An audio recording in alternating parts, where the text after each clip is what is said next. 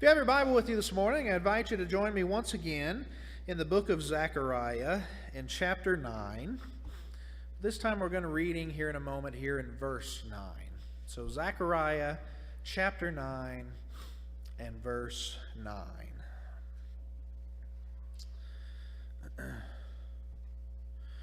Today we are going to be looking at a second passage here in Zechariah's book, and it is one that is going to be quite a bit different from the one that we were looking at last Sunday morning. Last week we talked about the fact that much of Zechariah's writing is in the form of what is called apocalyptic literature.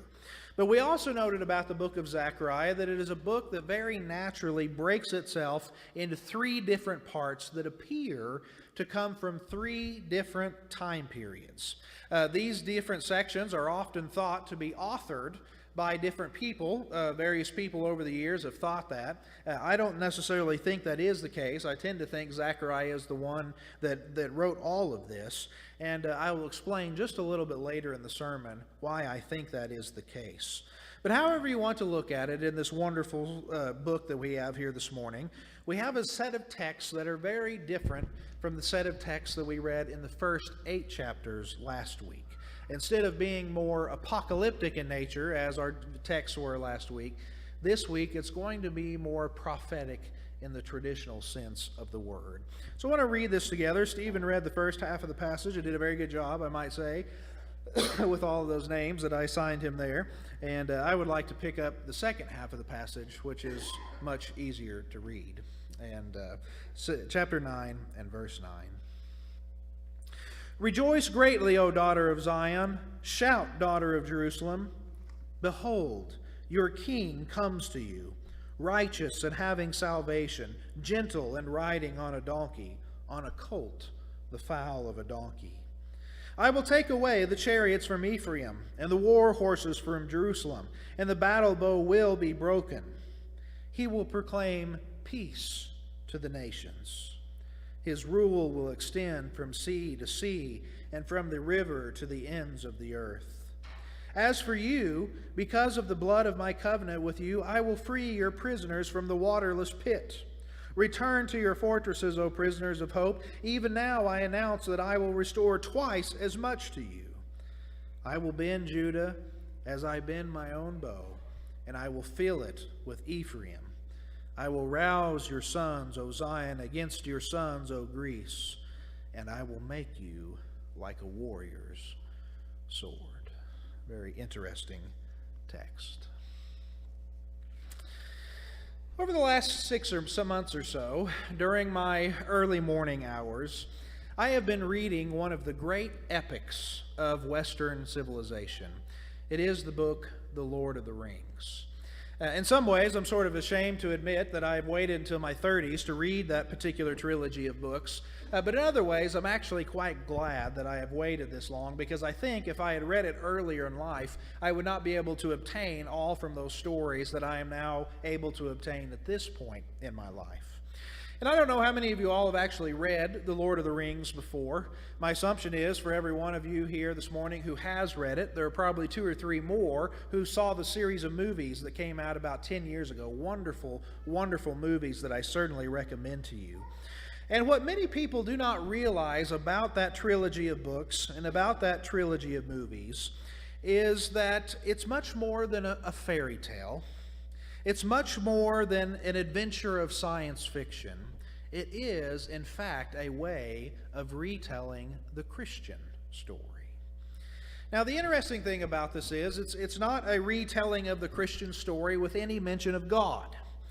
Inside of the book, you have hobbits and elves, you have orcs and trolls, you have dwarves and wizards, you have good and evil, you have sorcery and magic, you have fate and providence, but no particular mention of any sovereign divine being in the book. The story's not an allegory.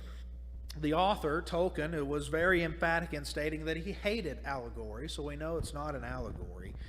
But nonetheless, he was a man of deep Christian conviction, and his 1,500-page story is shot through with themes from the Christian faith.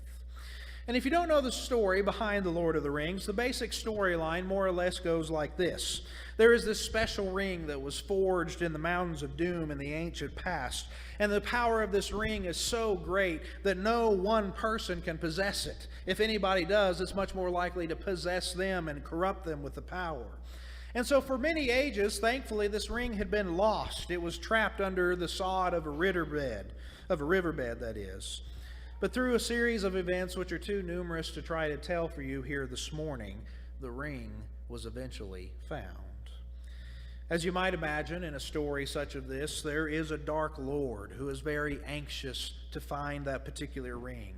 He wants to use that ring's power to conquer Middle-earth, which is where this great epic takes place in the book.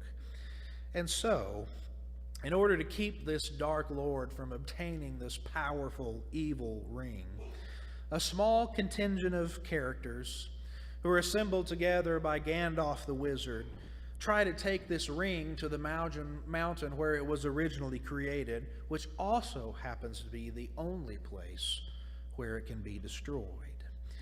And so the three books that make up the trilogy of The Lord of the Rings are the adventures that these characters go through as they are trying to get the ring back to the place where it can be destroyed.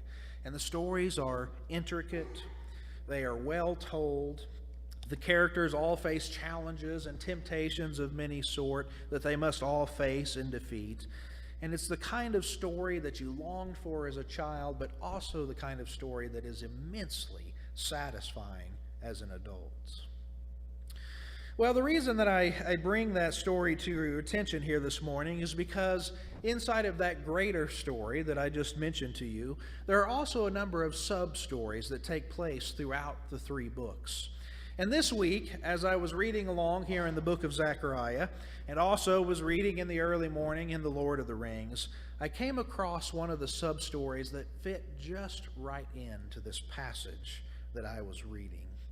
The story comes in the third book of the trilogy, interestingly enough called The Return of the King.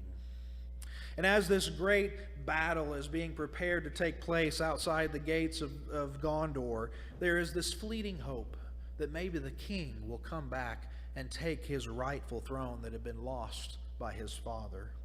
Throughout the story, we as the readers have known this king because he's one of the group who is there protecting the ring, but they don't know that. And all throughout the story, he has been slowly moving towards that city to take his throne. But as this great Armageddon-like battle takes place outside on the plains of Gondor and the forces of evil are routed for a particular time, the king finally faces the possibility of entering into the city that is to be his. He's needed there, not only for his rule, but especially in this particular moment, he's needed for the healing of some of his friends, a healing only he can bring. He knows that when it is finally right for him to come into his city, it will need to be a momentous occasion, celebration, and all that sort of thing. But he also knows he needs to visit his sick friends. And so in order to visit his friends and bring the healing to them that only he can bring, he disguises himself and he enters into the city so that no one will recognize him. As I was reflecting on what I was reading and just sort of feeling the Christian themes that were oozing out of that particular story, it brought to mind for me a couple scenes out of the Gospels.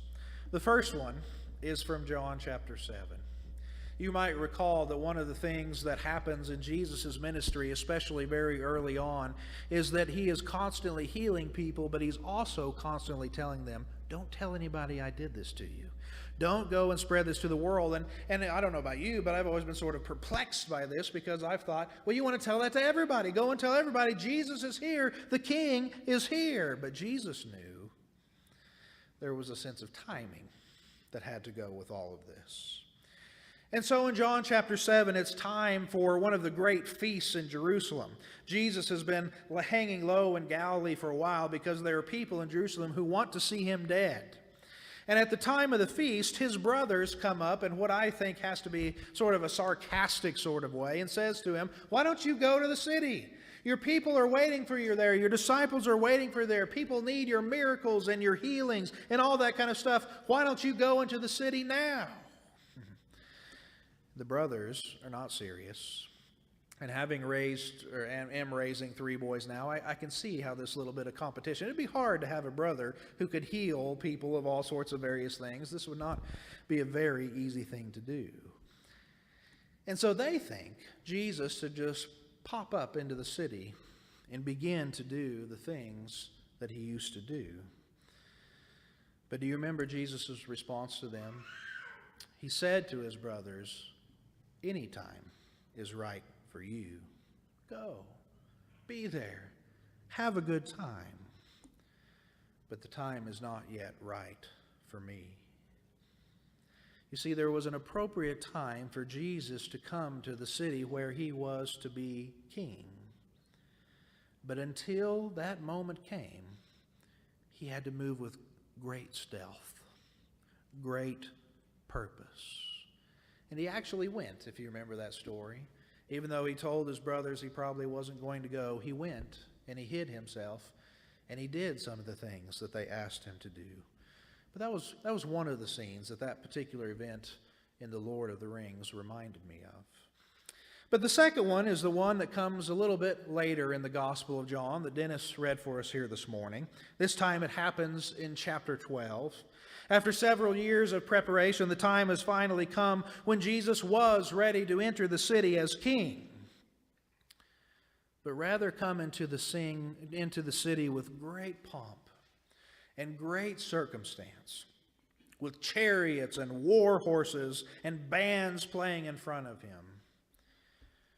Instead, Jesus comes riding into the city on a donkey. A donkey, of all things. I don't know whether you've ever spent a lot of time reflecting on this particular scene or not, but this is a very strange scene. Both as it is presented in all 4 of the Gospels and also how it is foreshadowed here in Zechariah chapter 9, if you noticed from our reading. I mentioned earlier in the introduction that Zechariah is a book that splits itself up very nicely into 3 different parts, and we need to come back to that for a moment to piece together the context of how all this takes place. If you remember from last week, I pointed out to you that Zechariah's book can be broken up into 3 different parts. The first part comes in chapters 1 through 8. The second part comes in chapters 9 through 11, and the third part comes in chapters 12 through 14. And each one of these sections is unique, and each one is very different from the other. And as I mentioned earlier in the introduction, there are a lot of people who believe that Zechariah was a book that was put together by several different authors. And I think that's a possibility. There are lots of good and intelligent men, good scholars, who think that this was later put together by someone else and then formed into one book. But I also think there's another explanation for this that is equally as plausible. We talked about how last week in those first visions, those first 8 chapters of Zechariah, they were given to the people in order to try to motivate them to rebuild the temple. And we know from history that they were actually successful. 4 years after Haggai and Zechariah had preached to the people, the temple was finally built and brought together and completed. But with that in mind, I want you to fast forward now a number of years. The temple has been rebuilt. The walls around the city have been rebuilt. Jerusalem is once again a relatively safe and protected place. And there's a measure of prosperity taking place. However, as improved as the situation is in Jerusalem, the fact is, it's nothing like the glory days. The temple is nothing like Solomon's temple. The city is nothing like the city was under David and Solomon's time. And as many prophecies as there are in the Old Testament about these great days ahead for the people of Israel, the present moment seemed to not be that time. And here's what I think happened. Even though the people have completed the temple and they have rebuilt their city, for the most part, they're living in discouragement. Compared to the great prophecies of old, the present reality seemed nothing like what they were expecting. And so I believe Zechariah has been called up once again, now as an old man, to once again speak encouragement to the people of Israel. What is his message?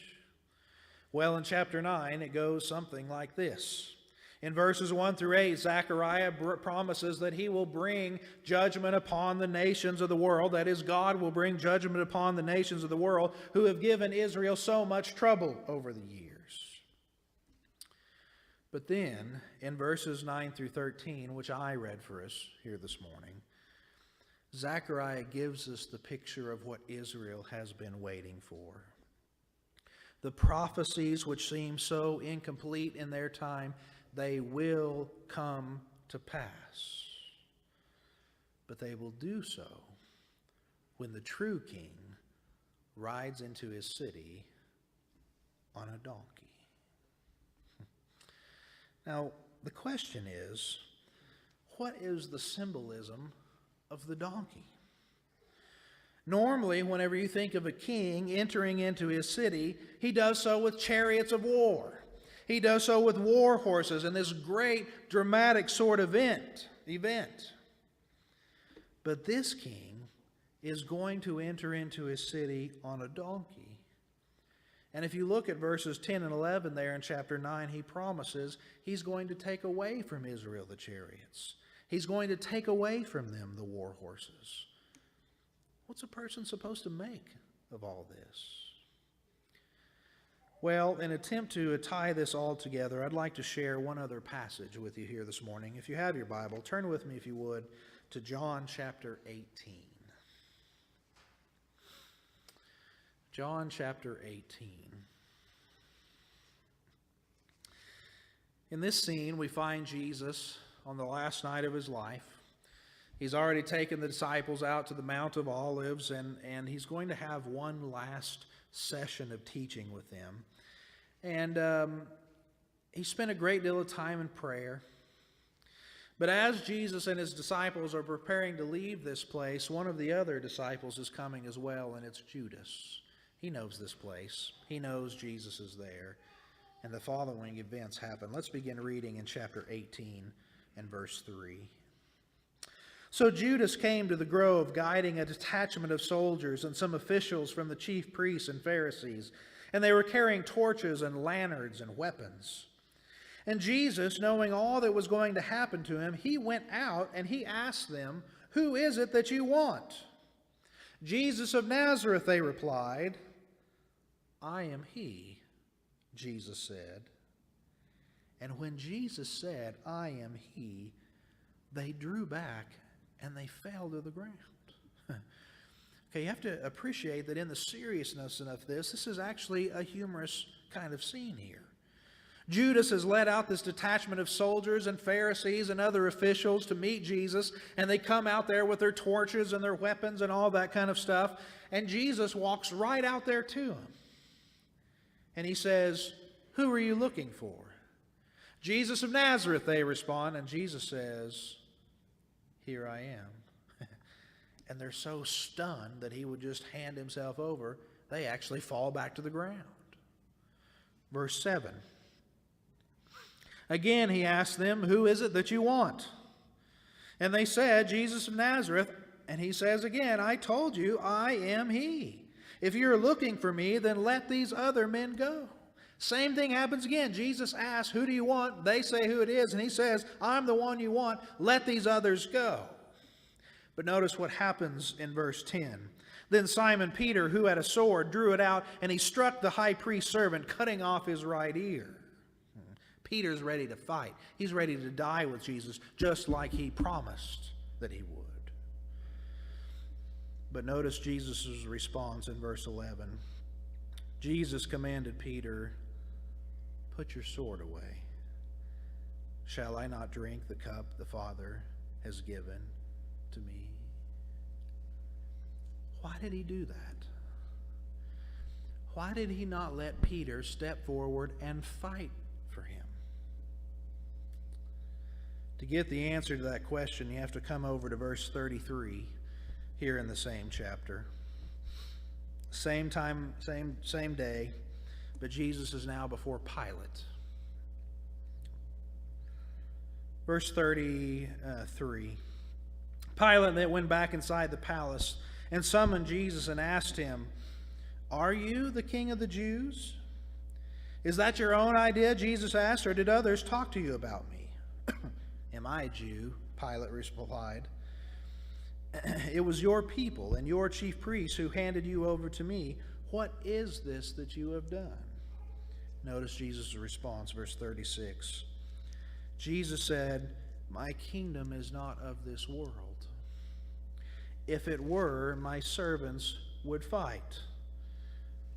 But now my kingdom is from another place." "Ah, you are a king then," said Pilate. And Jesus answered, "You are right in saying that I am a king. In fact, for this reason I was born, and for this reason I came into the world, to testify to the truth. Everyone who is on the side of truth listens to me."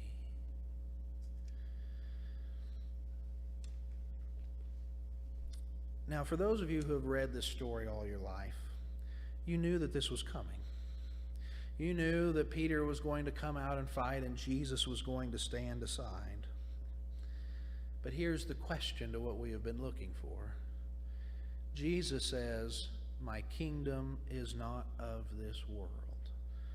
Not meaning not of this physical place, but meaning it's not of its character. If it were, my people would fight. We might also infer, if it were, I would not have ridden into this city on a donkey. But since it is, this is the reality of my kingdom. And so with all that in mind, as we've read here in the book of Zechariah and also in the Gospel of John, if we had to peg one difference, if we had to come up with one word about Jesus and his kingship that makes him different, what might that word be? I don't know if there's a word that comes to your mind or not, but here's the one that comes to my mind. The word is humble. Compared to the other kings of the earth and the kingdoms that they rule over, Jesus is the humble king of a humble kingdom. He rides into his city on a donkey with no weapons for war. But having said that, we should not confuse humility with weakness. We should not confuse humility with timidity.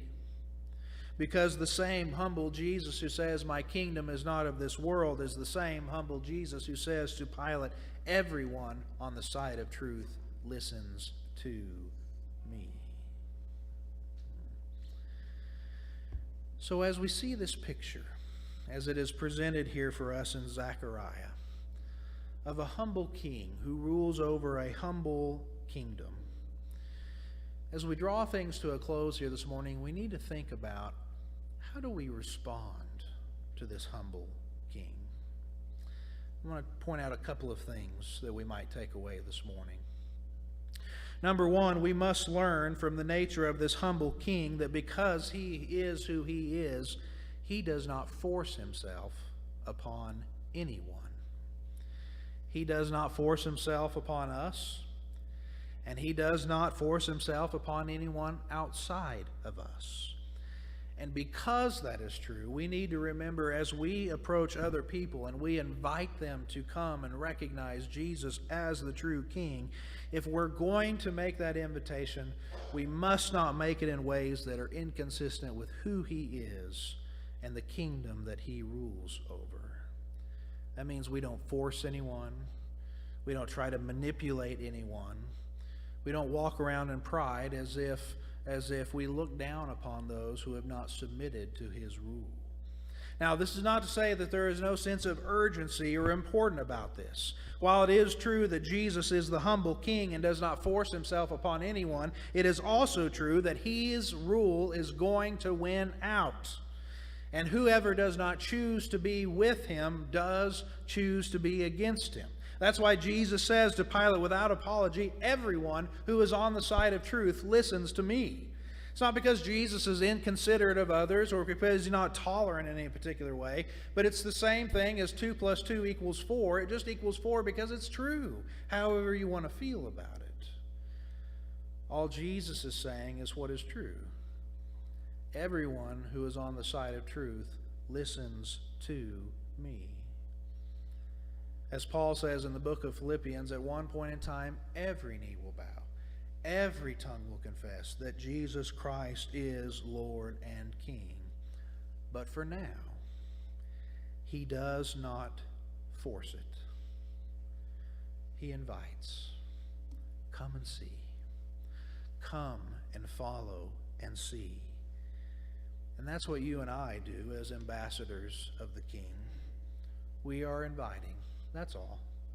Come and see.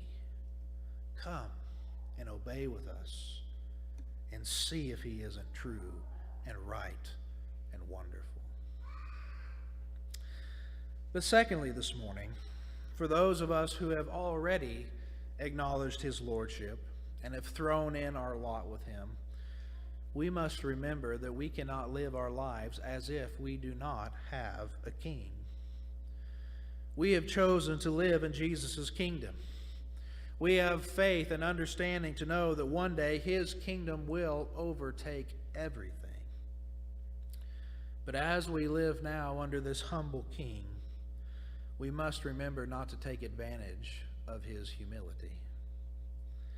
He does not force his rule upon us as he does not force it upon anyone on the outside. He does not overwhelm us. That's one of his wonderful characteristics.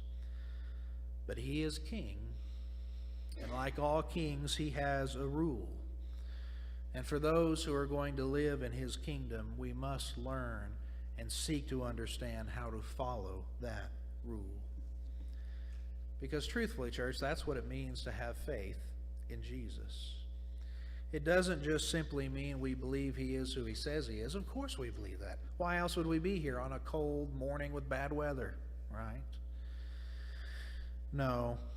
Instead, to have faith in him means that we trust him and that we trust what he says about life and about our lives in this life is true. And so our every thought is to take him up not only as our king, but as our teacher, and we as his students. This morning, that invitation extends to both sets of people. If you're here and have never responded to the invitation that Jesus is king, you're welcome to do that here this morning. There's no pressure to do so, but if you want to, we are open to accommodating that. But for those of us who have already committed to his kingship, it is to remember the kind of king that we serve and to remember that we live under his rule and to make sure that our lives are dedicated to that very thing. This morning, if you need to respond to this publicly in any way, we would be glad to receive you. But if not, make your own decision as we stand.